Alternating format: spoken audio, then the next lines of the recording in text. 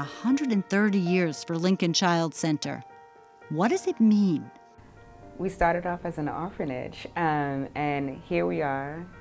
We are servicing children and families and communities in Alameda and Contra Costa County. That is tremendous and exciting work. Just really, it makes my heart swell, and as a social worker, I love it. It's changed so much over the years, from orphanage to foster care to group home care to community-based services in schools, in communities.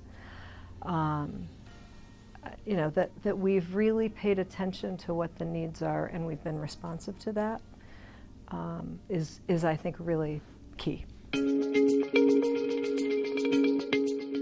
Wow, it's been a long road to get to this place right here, right now for Billy Lee. He's only 17.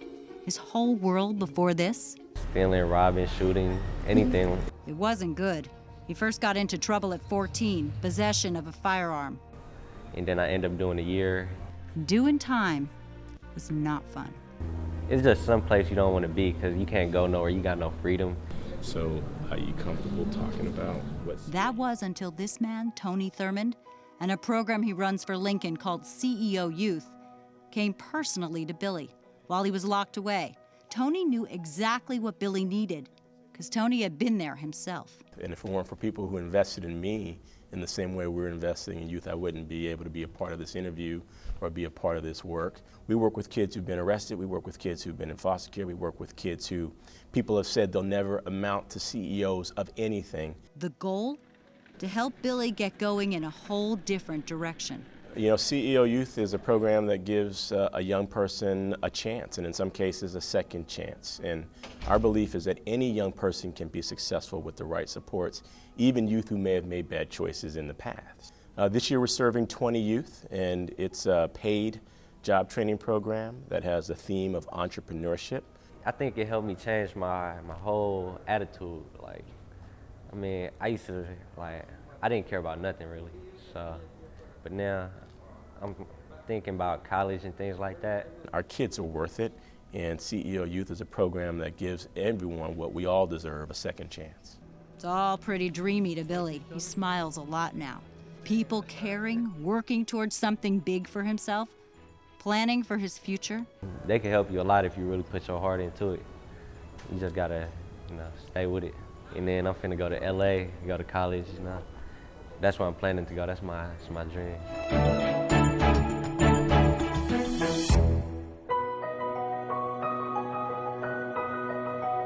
I was financially drowning. When Susan Bess learned her youngest grandson Alex needed medication for his severe medical condition, and it would cost more than her car payment, she thought that was going to be the end of her. And I was just about tapped out. Prescriptions alone were costing me $900 a month. For 11 years, this grandmother had been raising her grandchildren when her daughter just could not, doing it all on her own. Sometimes was overwhelming, but you do what you have to do in life, basically. So you just keep moving on and going to work and taking care of the kids. It was very isolating, particularly since I was working 40 hours a week when I started and had 3 grandchildren. One was an infant. A parent at Alex's school told her she should contact Lincoln Child Center's Kinship Support Services, that she really wasn't alone.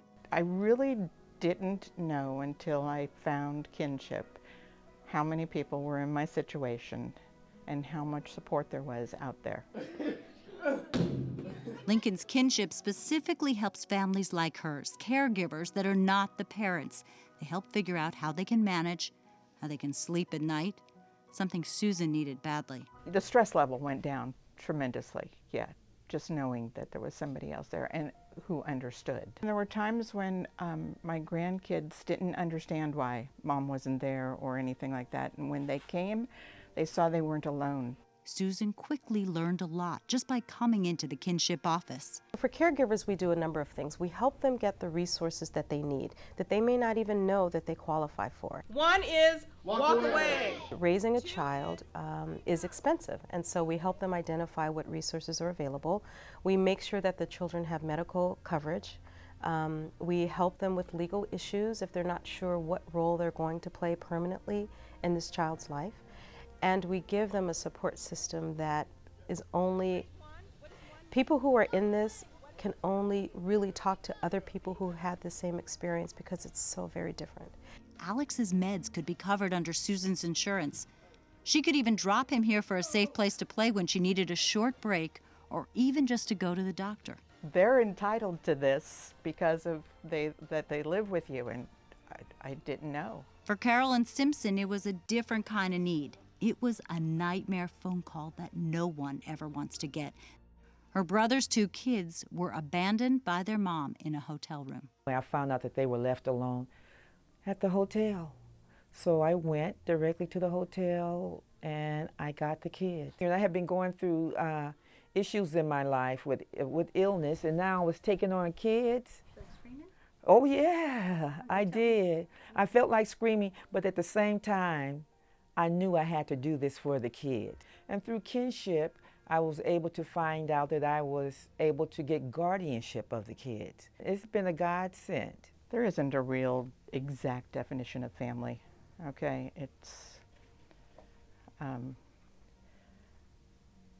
It's whatever you make of it with your own situation. And it's been a wonderful help for us.